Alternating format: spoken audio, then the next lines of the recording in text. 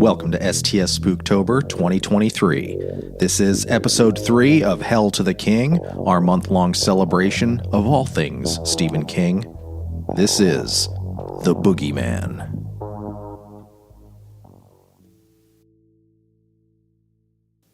I came to you because I want to tell my story, the man on Dr. Harper's couch was saying. The man was Lester Billings from Waterbury, Connecticut. According to the history taken from Nurse Vickers, he was 28, employed by an industrial firm in New York, divorced, and the father of 3 children, all deceased. I can't go to a priest because I'm not a Catholic. I can't go to a lawyer because I haven't done anything to consult a lawyer about. All I did was kill my kids, one at a time. Killed them all. Dr. Harper turned on the tape recorder. Billings lay straight as a yardstick on the couch, not giving it an inch of himself. His feet protruded stiffly over the end. Picture of a man enduring necessary humiliation. His hands were folded corpse-like on his chest. His face was carefully set. He looked at the plain white composition ceiling as if seeing scenes and pictures played out there.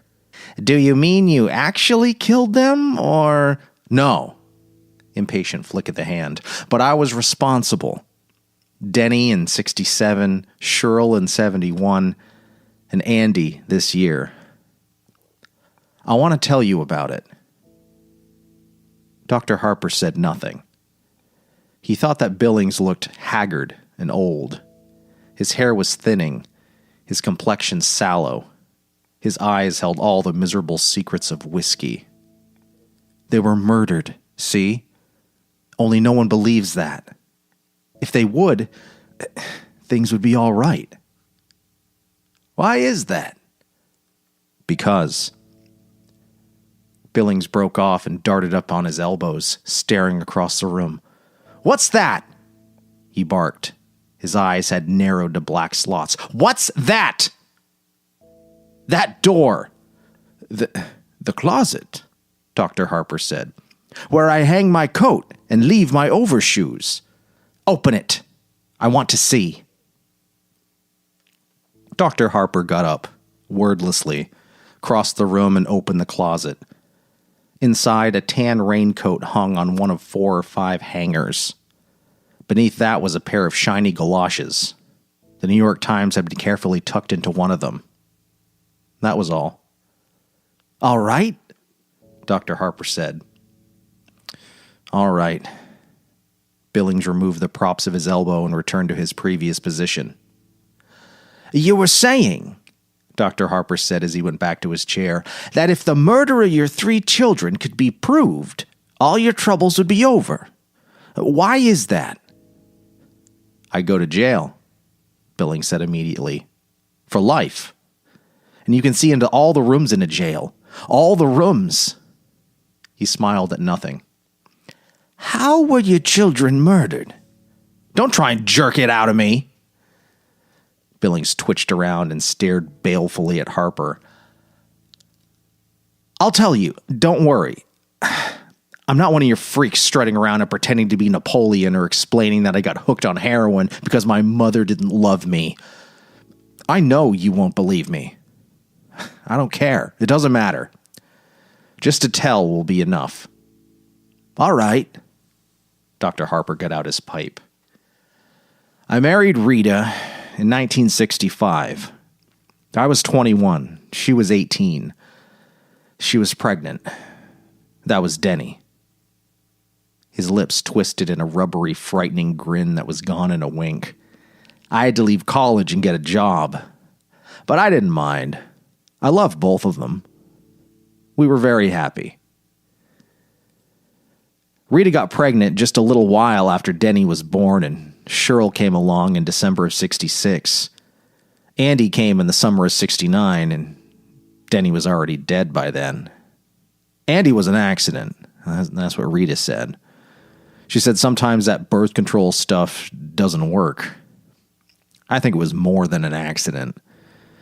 Children tie a man down, you know? Women like that. especially when the man is brighter than they. Don't you find that's true? Harper grunted noncommittally. It doesn't matter, though. I loved him anyway.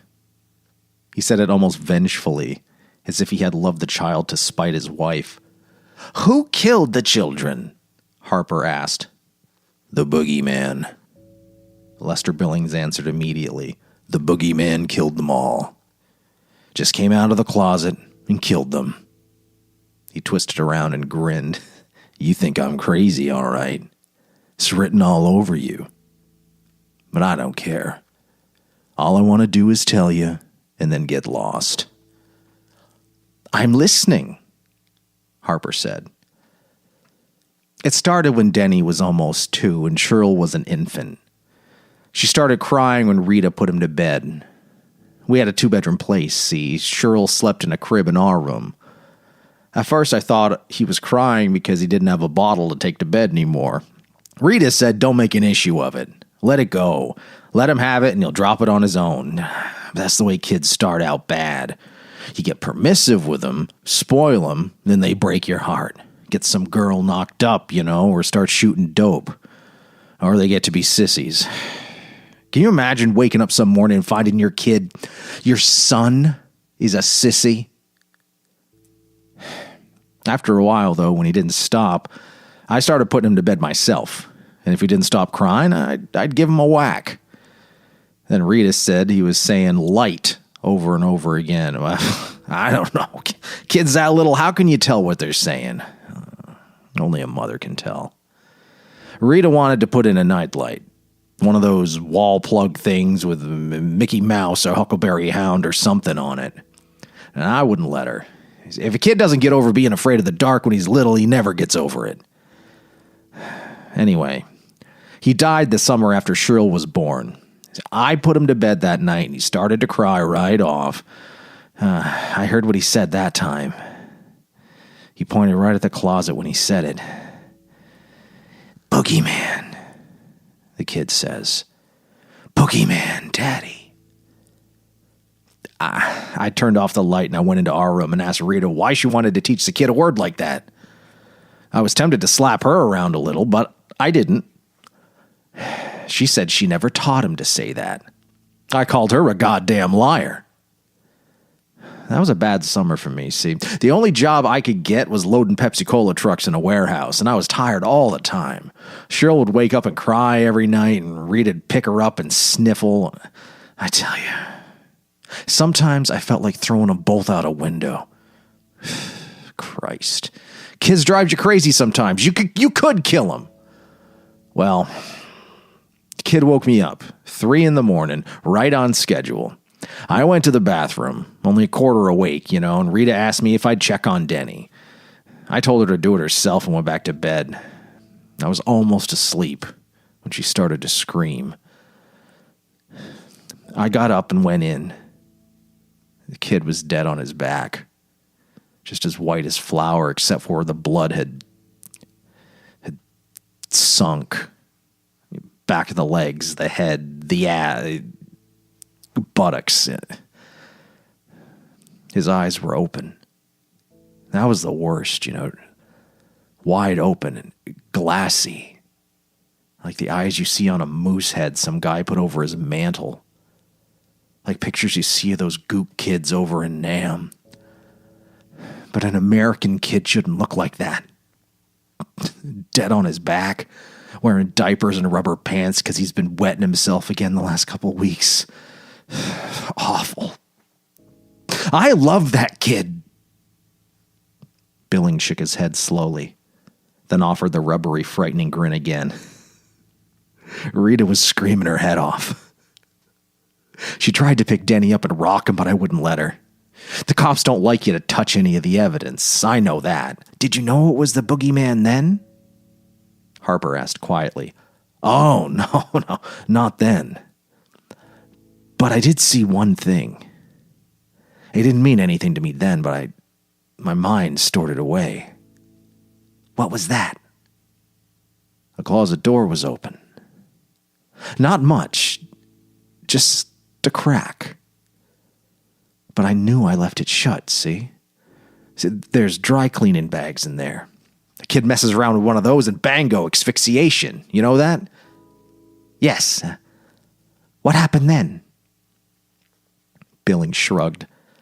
We planted him. He looked morbidly at his hands, which had thrown dirt on 3 tiny coffins. Was there an inquest? Sure. Sure. Billings' eyes flashed with sardonic brilliance. Some backcountry fuckhead with a stethoscope and a black bag full of junior mints and a sheepskin from some cow college. Crib death, he called it. You ever hear such a pile of yellow manure? The kid was 3 years old. Oh, crib death is most common during the first year, Harper said carefully. But that diagnosis has gone on death certificates for children up to age 5, for want of a better. Bullshit! Billings spat out violently. Harper relit his pipe. We moved Cheryl into Denny's room a month after the funeral. Rita fought it tooth and nail, but I had the last word. Yeah, it hurt me. Of course it did. Jesus, I loved having the kid in with us, but you can't get overprotective. You make a kid a cripple that way.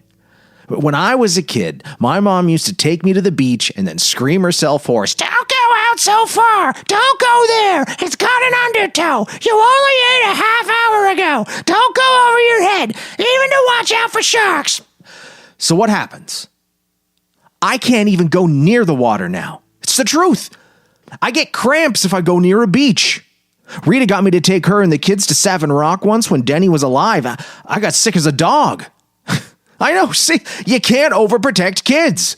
And you can't coddle yourself either. Life goes on. Cheryl went right into Denny's crib. We sent the old mattress to the dump, though. I didn't want my girl to get any germs. So a year goes by. And one night when I'm putting Cheryl into her crib, she starts to yowl and scream and cry, "Boogeyman, Daddy! Boogeyman, Boogeyman!" That threw a jump into me. It was just like Denny.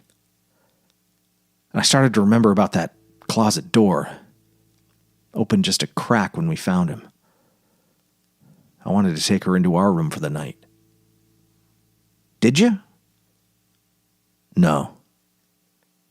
Billings regarded his hands and his face twitched. How could I go to Rita and admit I was wrong? I had to be strong. She was always such a jellyfish. Look how easy she went to bed with me when we weren't married. On the other hand, look how easily you went to bed with her. Billings froze in the act of rearranging his hands and slowly turned his head to look at Harper. Are you trying to be a wise guy? No, indeed. Then let me tell it my way. I came here to get this off my chest, to tell my story, and I'm not going to talk about my sex life if that's what you expect. Rita and I had a very normal sex life with none of that dirty stuff. I know it gives some people a charge to talk about that, but I'm not one of them. Okay. Billings echoed with uneasy arrogance.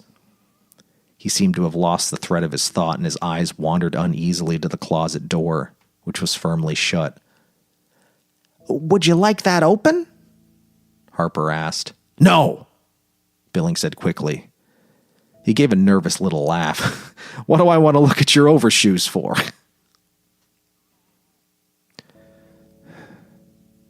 The boogeyman got her too. He brushed at his forehead as if sketching memories. A month later, but something happened before that. I heard a noise in there one night, and then she screamed. I opened the door real quick. The hall light was on, and she was sitting up in the crib crying. Something moved. Back in the shadows, by the closets, something slithered. Was the closet door open? A little. Just a crack. Billings licked his lips. Cheryl was screaming about the boogeyman. Something that sounded like claws.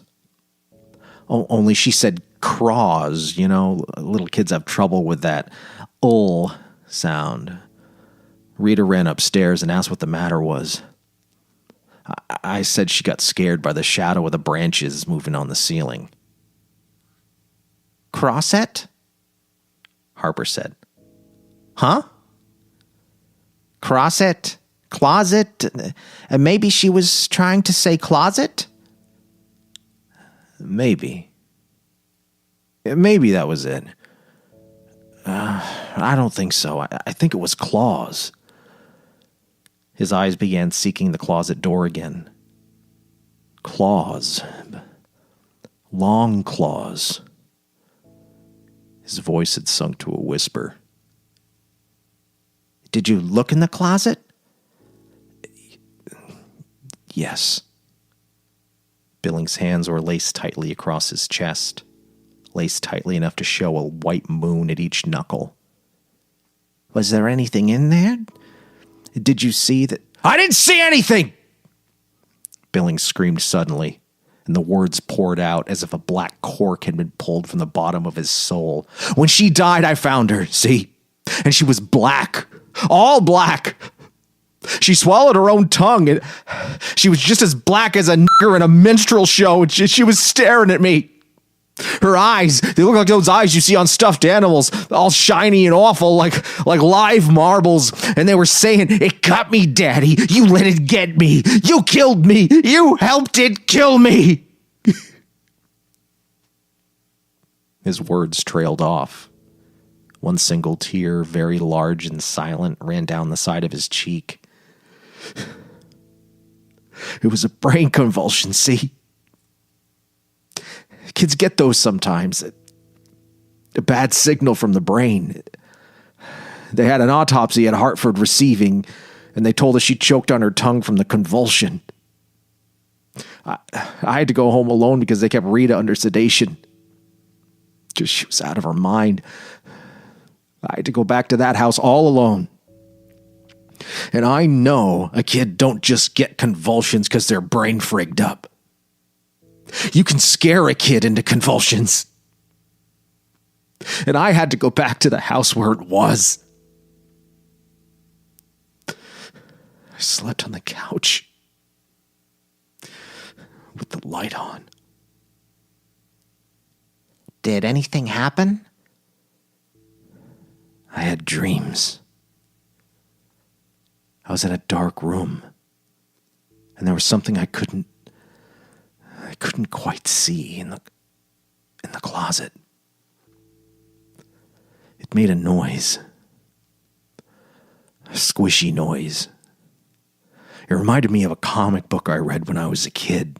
Tales from the Crypt. You remember that? Christ. They had a guy named Graham Ingalls. God, he could draw every god-awful thing in the world. And some out of it. Anyway, in this story, this woman drowned her husband. You see, she put cement blocks on his feet and dropped him into a quarry. Only he came back. He was all rotted and black-green, and the fish had eaten away one of his eyes, and there's seaweed in his hair. He came back and killed her. And when I woke up in the middle of the night, I thought that would be leaning over me. With claws. Long claws. Dr. Harper looked at the digital clock inset into his desk. Lester Billings had been speaking for nearly half an hour. He said, "When your wife came back home, what was her attitude towards you?" "She still loved me," Billings said with pride. "She still wanted to do what I told her. I mean, that's the wife's place, right? This women's lib only makes sick people. The most important thing in life is for a person to know his place. His station in life? Yeah, that's it. That's it exactly. And a wife should follow her husband." She was sort of colorless the first 4 or 5 months after. dragged around the house. Didn't sing, didn't watch the TV. It didn't laugh. I knew she'd get over it. When they're that little, you don't get so attached to them. After a while, you have to go to the bureau drawer and look at a picture to even remember exactly what they looked like. She wanted another baby. I told her it was a bad idea. No, not forever, but for a while. I told her it was a time for us to get over things and begin to enjoy each other. See, we never had a chance to do that before. If you wanted to go to a movie, you had to hassle around for a babysitter. You couldn't go into town to see the Mets unless her folks would take the kids, because my mom wouldn't have had anything to do with us. Denny was born too soon after we were married, see? She wouldn't even come to the wedding. Billings drubbed his chest with his fingers. Rita's gynecologist sold her on this thing called an IUD, intrauterine device. Foolproof, doctor says. He just sticks it up the woman's, her place. That's it. And if there's anything in there, the egg can't fertilize. You don't even know what's in there. He smiled at the ceiling with dark sweetness. No one knows if it's there or not. Next year, she's pregnant again. Some foolproof. No birth control method is perfect, Harper said. The pill's only 98%. The IUD may be ejected by cramps, strong menstrual flow, and in exceptional cases by evacuation. Yeah. Or you can take it out. That's possible. So what's next? She's knitting little things, singing in the shower, eating pickles like crazy, sitting on my lap and saying things about how, it must have been God's will. Piss. The baby came at the end of the year, after Cheryl's death? Yeah, that's right. A boy. She named it Andrew Lester Billings. I didn't want anything to do with it. At least at first. My motto was, she screwed up, so let her take care of it. I know how that sounds, but you have to remember that I'd been through a lot. But I warmed up to him, you know? He was the only one of the litter that looked like me, for one thing. Denny looked like his mother. And Cheryl, she didn't look like anybody, except maybe my Grammy Ann. But Andy was a spitting image of me. I'd get to playing around with him in his playpen when I got home from work. See, he'd grab only my finger and smile and gurgle. Yeah, 9 weeks old, and the kid's grinning up as his old dad. You believe that? And then one night, here I'm coming out of a drugstore with a mobile to hang over the kid's crib. Me! Kids don't appreciate presents until they're old enough to say thank you. That was always my motto, but there I was, buying him silly crap, and all at once I realized I love him the most of all. I had another job by then, a pretty good one. I was selling drill bits for Klutz and Sons. I did real well. And Andy was one, we moved to Waterbury. God, that old place, it's too many bad memories. And too many closets. But that next year was the best one for us. I'd give every finger on my right hand to have it back again. The war in Vietnam was still going on, and the hippies were still running around with no clothes, and the niggers were yelling a lot, but none of that touched us. We're on a quiet street with nice neighbors. We were happy. He summed it up simply. I asked Rita once if she wasn't worried. Bad luck comes in threes and all that. She said, not for us. She said Andy was special. She said God had drawn a ring around him. Billings looked morbidly at the ceiling. Last year wasn't so good. Something about the house changed. I started keeping my boots in the hall because I didn't like to open the closet door anymore. I kept thinking, well, what if it's in there? All crouched down and ready to spring the second I opened the door.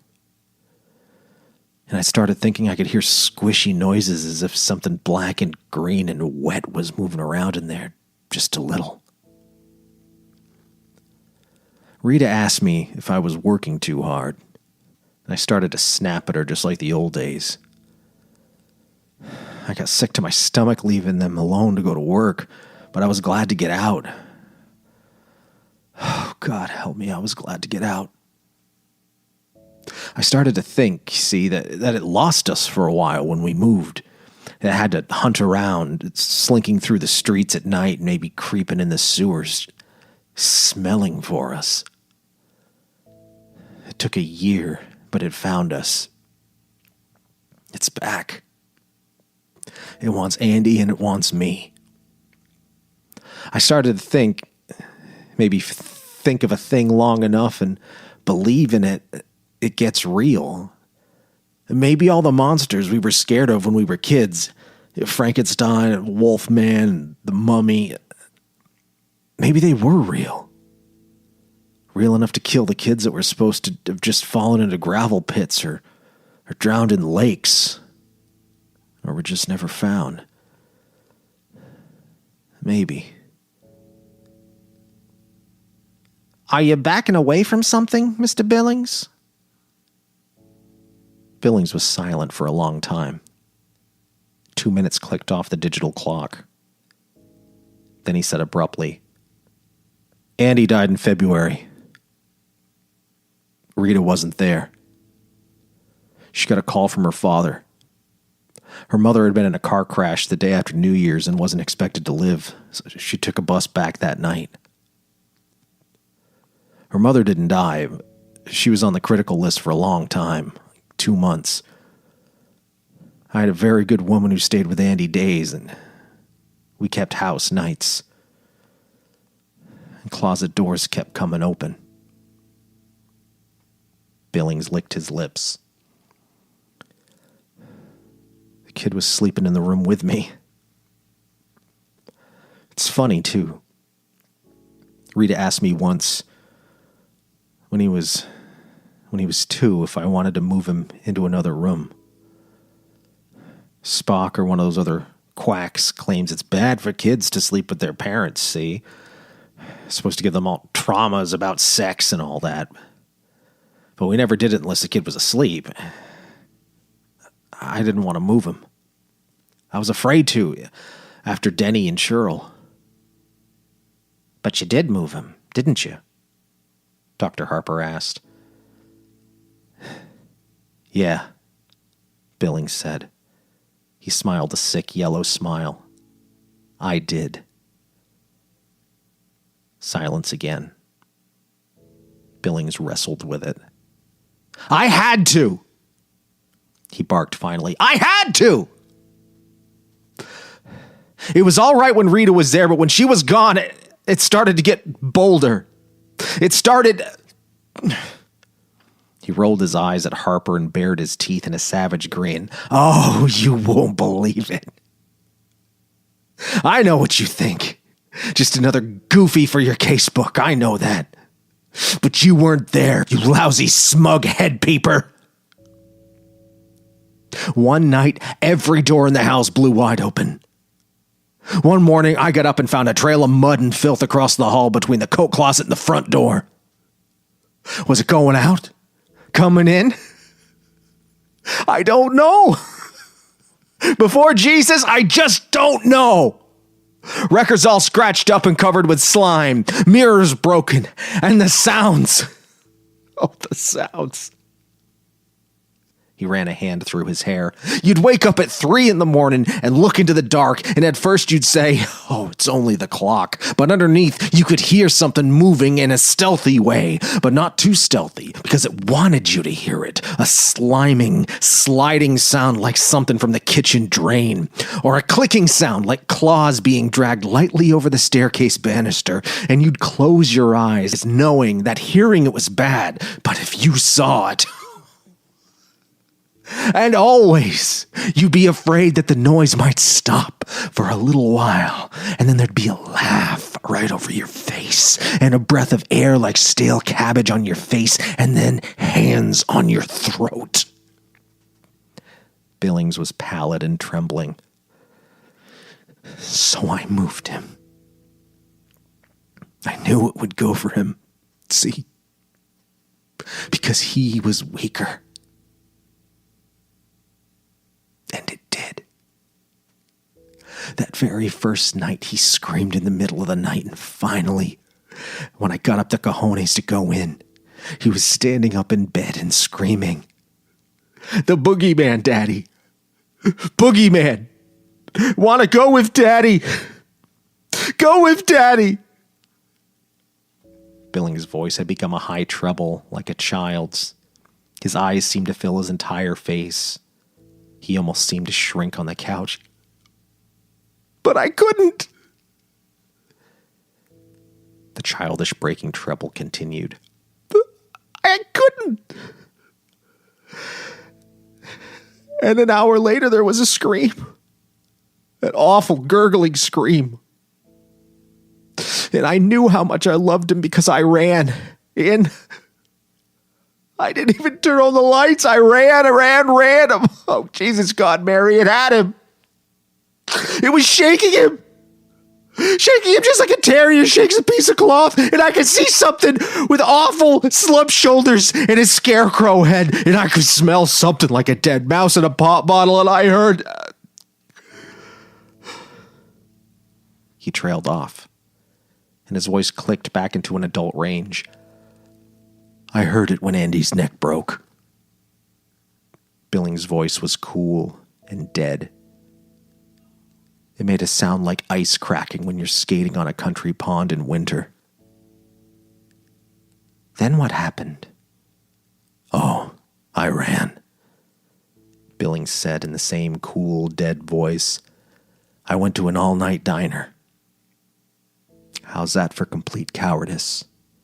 Ran to an all-night diner and drank 6 cups of coffee. Then I went home. It was already dawn. I called the police even before I went upstairs. He was lying on the floor and staring at me, accusing me. A tiny drop of blood had run out of one ear. Only a drop, really. And the closet door was open, but just a crack. The voice stopped. Harper looked at the digital clock. 50 minutes had passed. Make an appointment with the nurse. In fact, several of them. Tuesdays and Thursdays. I only came to tell my story. To get it off my chest. I lied to the police, see. Told them the kid must have tried to get out of his crib in the night and they swallowed it. Of course they did. That's just what it looked like. Accidental.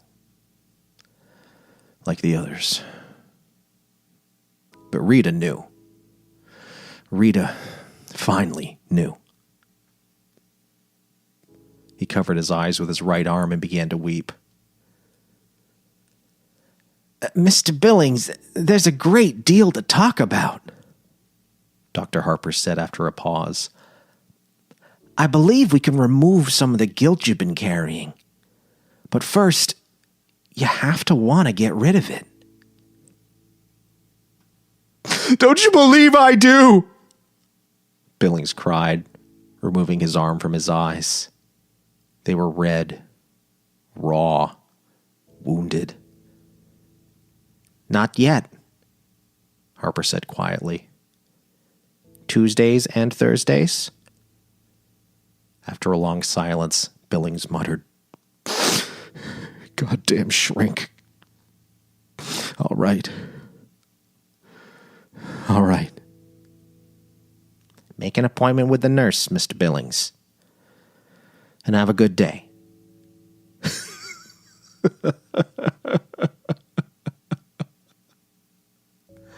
Billings laughed emptily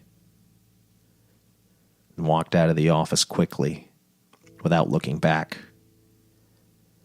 The nurse's station was empty.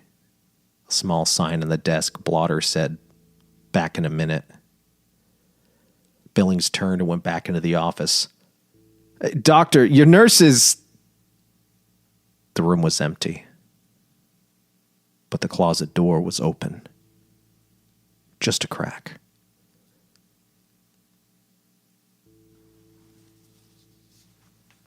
"So nice," the voice from the closet said. "So nice." The words sounded as if they might have come through a mouthful of rotten seaweed. Billings stood rooted to the spot as the closet door swung open. He dimly felt warmth at his crotch as he wet himself. "So nice," the boogeyman said as it shambled out. It still held its Dr. Harper mask in one rotted, spade-clawed hand. The end. Hell to the King, STS Spooktober 2023, was produced in collaboration with Stories Telling Stories and STS Media Group, killing your family at Milthouse Studios in Milton, Vermont, casting around the globe to your frontal lobe wherever podcasts are found. Spooktober is also streaming on YouTube at Stories Telling Stories.